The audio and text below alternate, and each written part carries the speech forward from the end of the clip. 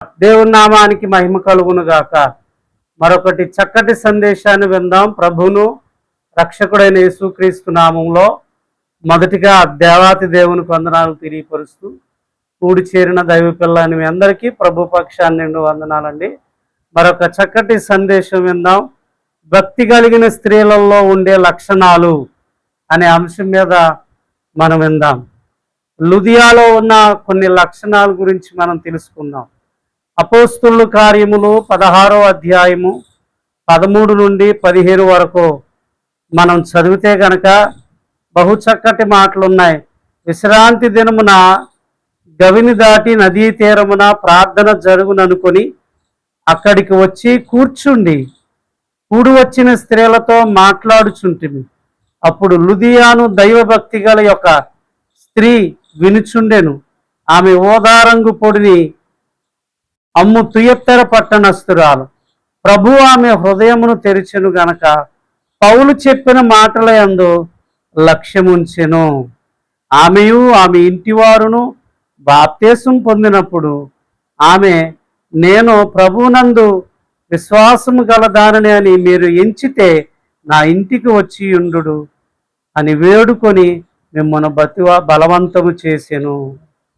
పిల్లరా, చక్కటి మాటలు తెలియపరుస్తూ ఉంది. లుదియాలో ఉన్న ఈ మంచి మాటలు మనం విందాం, ఆచరిద్దాం.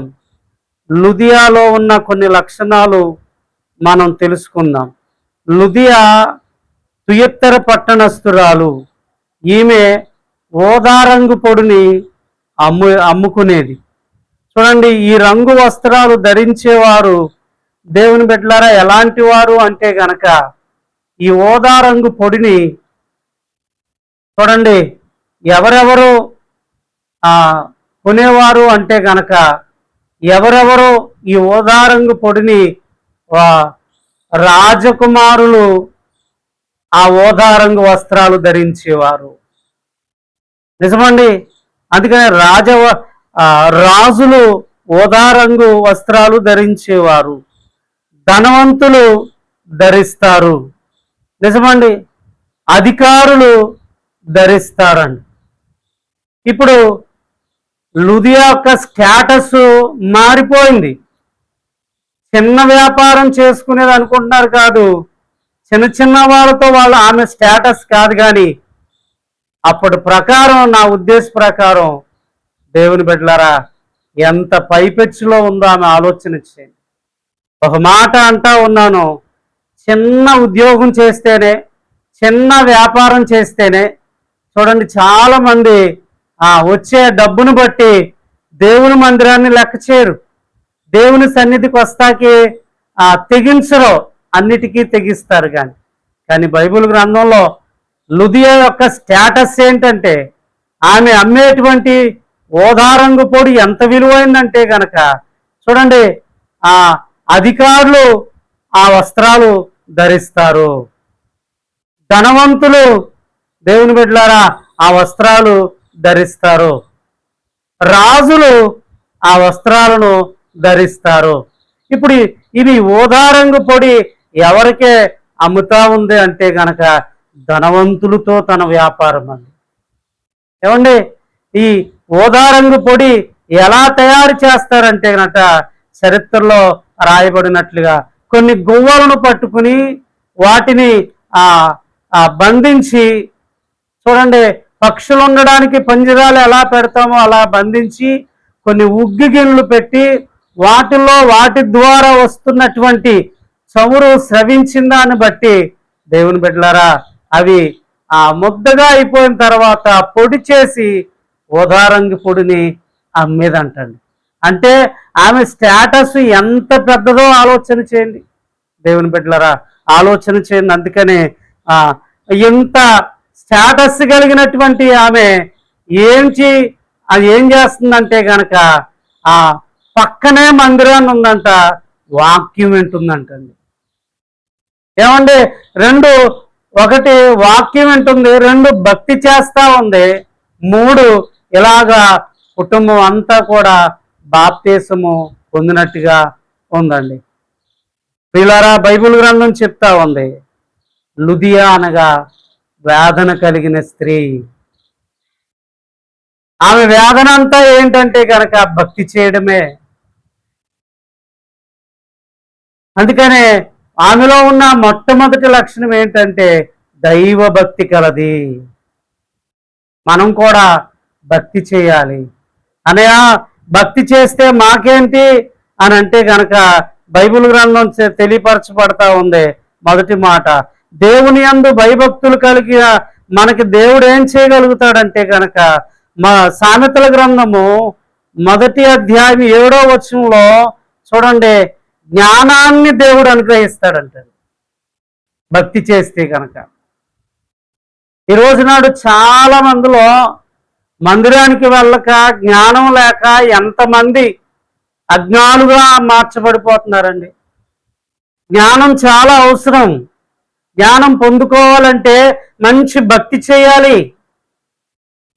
అందుకనే బైబిల్ గ్రంథం చెప్తా ఉంది, భక్తి చేసేవారికి దేవుడు ఏమిస్తాడు అంటే గనక చూడండి జ్ఞానాన్ని కలగజేస్తాడంట. అందుకనే జ్ఞానము అందరికీ ఉపయోగమేనండి. జ్ఞానం ఉన్నవారినే చూడండి అన్ని విషయాల్లో ముందు పెడతారు. తెలివిగా ఉంటాడండి అతగాడండి, మంచి తెలివితేటలండి, మంచివాడిగా ఉంటాడండి. ఏమండి, తెలివి లేక పాడైపోయే వాళ్ళు చాలా మంది ఉంటా ఉన్నారు. జ్ఞానం లేక చాలా కుటుంబాలు కొలక్సాయిపోతున్నాయి. వ్యాపారంలో జ్ఞానం అవసరం, ఉద్యోగంలో మంచి జ్ఞానం అవసరం. ఇవన్నీ వర్ధిల్లాలంటే జ్ఞానం చేత తప్పనిసరిగా మనందరికీ ఉండాలి. ఉద్యోగస్తులకు ఉండాలి, కూలి పని చేసుకునే వాళ్ళకు ఉండాలి. ఎక్కడికి వెళ్ళినా జ్ఞానం అవసరం. అందుకని బైబిల్ చెప్తా ఉంది, భక్తి చేసే వాళ్ళకి దేవుడు ఏమిస్తాడు అంటే గనక 1 జ్ఞానాన్ని ఇస్తాడు. 2 చూడండి, సామెతల గ్రంథము 14వ అధ్యాయము 26వ వచనంలో చక్కటి మాట చెప్తా ఉంది. చూడండి, ధైర్యాన్ని కలగజేస్తాడంట. ధైర్యం లేకే కదా చాలా మంది చనిపోతున్నారు ఉరేసుకుని. ధైర్యం లేకే కదా వ్యాపారాల్లో ఓడిపోయి బ్రిడ్జీల నుంచి దూకి చనిపోయే వాళ్ళు ఎంతమంది ఉంటున్నారండి. ధైర్యం లేకే కదా భయం వేసి ఉరేసుకుని చనిపోయే వాళ్ళు ఉంటున్నారు. అందుకనే దేవుని బిడ్డలారా, వాక్యం వింటున్నటువంటి నా ప్రియ సోదరి సహోదరులారా, నువ్వు నిజంగా మందిరానికి వెళ్ళి మంచి భక్తి చేస్తే నీవు నేను మనము ఎవరైనప్పటికీ కూడా 1 దేవుడు జ్ఞానాన్ని కలగజేస్తాడు. 2 చూడండి ధైర్యాన్ని ఇస్తాడంటండి. ధైర్యం మనకు అవసరం. ధైర్యం లేక ఎంతమంది ఎలా అయిపోతున్నారు, పిరికి వాళ్ళలాగా అయిపోతున్నారు.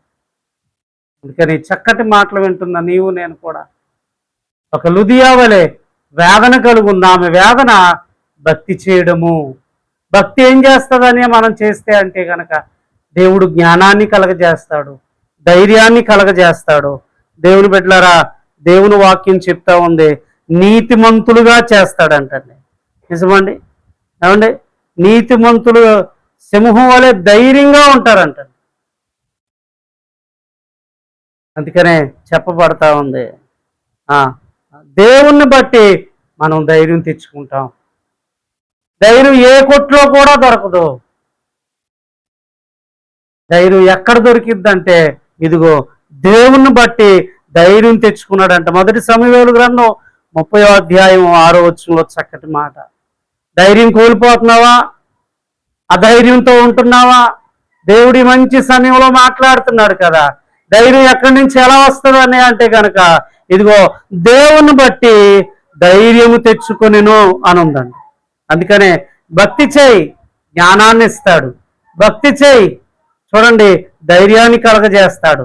ధైర్యం ఎవరిస్తారంటే దేవుని బట్టి వస్తుంది. డబ్బును బట్టో మనుషులను బట్టో వచ్చే ధైర్యం వాళ్ళు చేతులెత్తేసిన తర్వాత పోద్ది. తదుపరి మనమే సిగ్గట్లు పాలైపోయే పని ఉంటుంది. అందుకనే నా ప్రియ దేవుని పిల్లలారా, దేవుని వాక్యం విందాం, బలపడదాం.